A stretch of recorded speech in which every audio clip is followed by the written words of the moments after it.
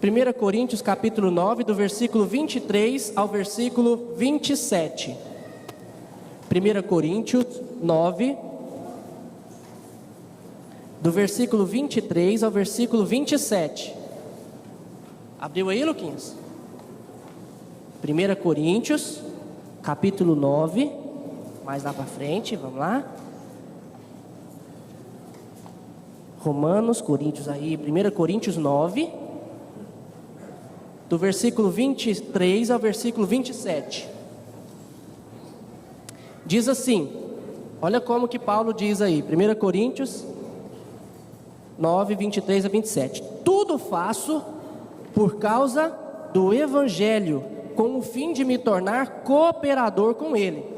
Não sabeis vós que os que correm no estádio, todos na verdade correm, mas só um leva o prêmio? Somente um leva o prêmio, de todos os que correm. Correi de tal maneira que o alcanceis. Todo atleta em tudo se domina. Aqueles para alcançar uma coroa corruptível, nós, porém, a incorruptível. Assim corro também eu, não sem meta, assim luto, não como desferindo golpes no ar, mas esmurro meu corpo e o reduzo à escravidão, para que, tendo pregado a outros, não venha eu mesmo a ser desqualificado. Cooperando com o Evangelho. Você sabe o que é cooperar? Cooperar é ajudar. É isso. Cooperar é ajudar, é tornar participante, é você participar do Evangelho. Você coopera com o Evangelho, você ajuda. Seria essa palavra que nós poderíamos colocar. Você tem ajudado isso? Você tem sido participante do Evangelho, cooperado com o Evangelho? Eu também tenho tentado ser esse cooperador do Evangelho. Quando Paulo escreveu aqui, ele escreveu para essa igreja e usou o exemplo de um atleta. Mas eu estava lá em casa, de um corredor, de um atleta daqueles que competiam nas Olimpíadas, que corriam nos estádios. Mas eu estava lá em casa, olhando uma coisa. Sabe o que eu estava olhando? Eu estava olhando aquilo ali. Quem sabe o que é? Próximo, por favor. Quem sabe o que é aquilo ali? Um álbum da Copa do Mundo? Eu estava olhando isso lá em casa. Olha lá, que time que é aquele? Vai, próximo. Qual time que é aquele lá? O Brasil. Eu estava lá em casa olhando o meu álbum de figurinhas, colando as figurinhas que eu troquei ontem com alguns de vocês. Eu trouxe mais, para trocar hoje, depois também. E eu estava lá olhando esse álbum de figurinhas. E olhando esse álbum de figurinhas, folheando Coreia, México, Camarões. Eu comprei 2 iguais, Sofia. Sabe o que acontece? Eu estava olhando isso lá, gente, e me bateu algo assim. Nossa, aquele texto de Paulo.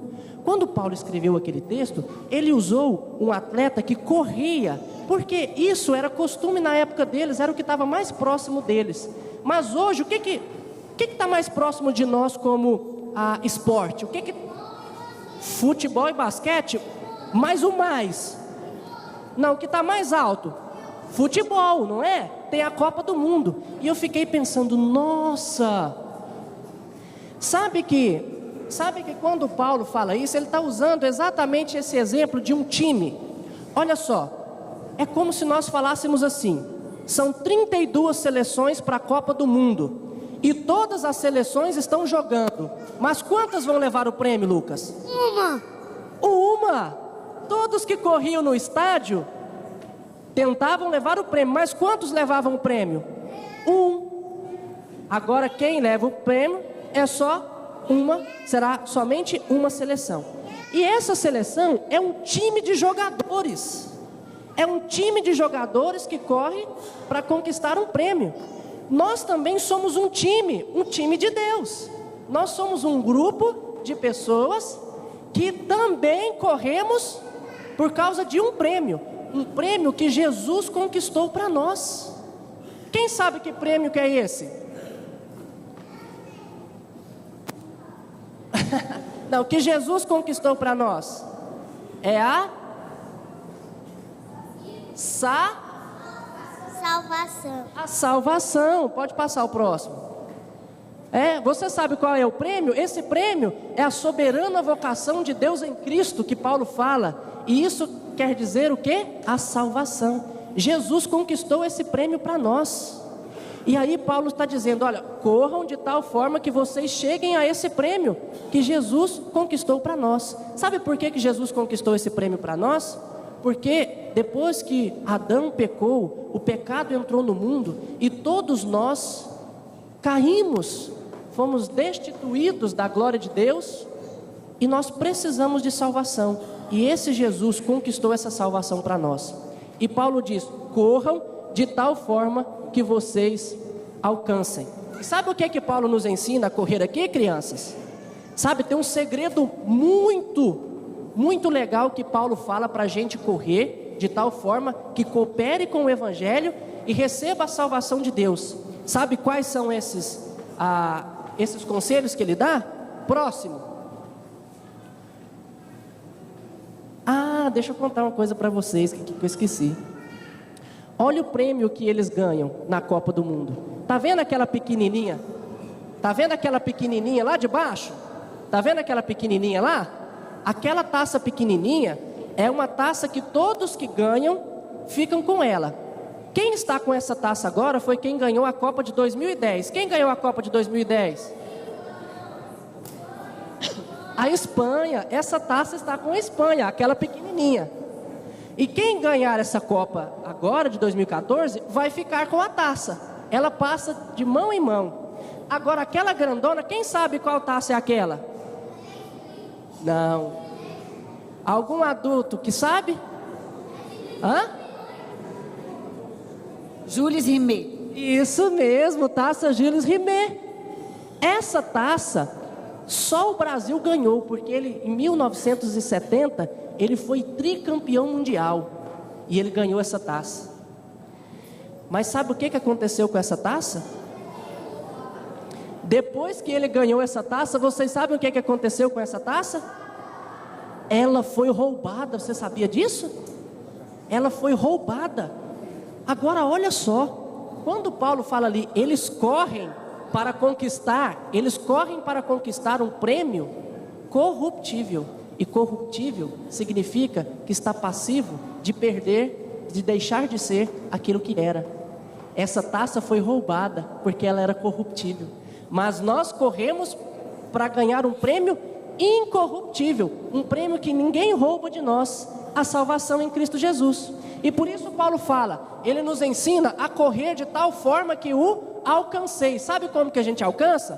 Pode passar o próximo. Primeira coisa, olha aqui meninos, para alcançar esse prêmio nós temos que ter disciplina. Isso mesmo, olha o que Paulo fala, todo atleta em tudo se domina. Então, nós precisamos ter disciplina. Nós precisamos nos controlar. Você quer ficar forte? Para ficar forte tem que fazer o quê? Comer e fazer exercício físico. Mas será que a gente tem disciplina para isso? Tem? Você tem bastante disciplina para isso? Não? Não tem? Mais ou menos. Eu vou apertar mais um pouquinho. Olha lá a próxima. Para a gente cooperar com o Evangelho, é como cooperar com uma seleção como um time de futebol. Nós precisamos treinar para isso. Então, se você quer bater falta bem, você tem que treinar muito bater falta. Se você quer ter agilidade, você tem que correr para lá e para cá e fazendo aqueles negócios lá. Se você quer ter força para pular, você tem que fazer muito exercício. E para isso nós temos que ter disciplina. Quantas vezes você já fez um compromisso com Deus, você criança, de não desobedecer mais os seus pais? Não deu muito certo, né? Por que não deu muito certo? Porque nós não temos muita disciplina. Nós saímos daqui decididos a não falar mais mal dos outros. Mas quando nós entramos no carro, vamos comentando sobre alguma coisa que aconteceu na igreja, sobre aquilo mais. Quantas vezes nós tomamos decisões, e não cumprimos. Nós temos que ter disciplina, treinar. Sabe outra coisa que a gente tem que fazer também? Metas. Olha o que Paulo fala. Paulo fala assim, ó: assim corro também eu, não sem metas. Paulo não corria à toa, ele traçava as metas que ele tinha que fazer. Meta, sabe o que é? É você falar assim, hoje eu vou chegar correndo naquela parede com 1 segundo. E essa é a meta que você vai atingir. É um objetivo. Você tem que chegar a algum... Você traça um objetivo para você e corre até lá. Você tem umas 4 metas? Bom, exatamente. Para nós sermos cooperadores com o Evangelho, nós também temos que traçar metas. Sabe quais metas nós temos que traçar? Ler a Bíblia todos os dias, orar todos os dias, ir à igreja, não faltar os cultos, né? Que mais? Jogar futebol? Não, esse jogar futebol não é a meta, mas é bom, né? Mas olha só o que Paulo está dizendo, gente. Que a gente tem que correr, não sem metas, nós temos que traçar objetivos. Crianças, vocês querem ser cooperadoras com o Evangelho sempre? Então precisam traçar metas de leitura bíblica. Não deixem de ler a Bíblia. O que nós fazemos todo sábado à tarde? Não é memorizar versículos? Sabe o que é você fazer uma meta com memorização de versículos? Você falar assim: eu vou memorizar todos aqueles versículos do livrinho amarelo do Faísca número 1. Tá difícil? Todos os versículos da Bíblia? Sua meta é bem difícil, hein? Mas é isso aí. Nós precisamos fazer isso. Quantas vezes, igreja, vocês já traçaram metas de leitura bíblica para cumpri-la? Você já fez um plano de leitura anual?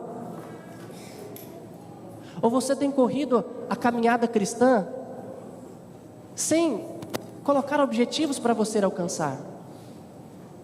Nós precisamos ter isso em mente e fazer.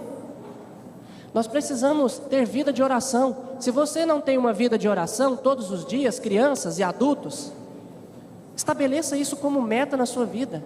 Eu preciso orar todos os dias. Eu preciso ler a Bíblia todos os dias. Eu preciso ensinar os meus filhos a palavra de Deus todos os dias. Coloque isso como meta na sua vida e nós precisamos fazer isso. Mas em terceiro e último lugar, que Paulo coloca também para nós, pode passar o próximo. Estratégia.